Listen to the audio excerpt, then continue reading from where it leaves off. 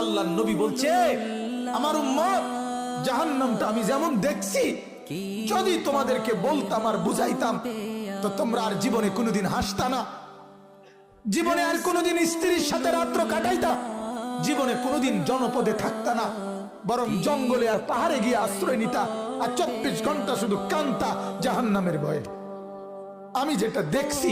নবীজি বলছে, লাউ তা'লামুনা মা আ'লামু লা দাহিকতুম কালিলা ওয়া লা বাকাইতুম কাসীরা। আজ আপনারা, আল্লাহর নবী এটা পর্যন্ত হাদিসে বলছে,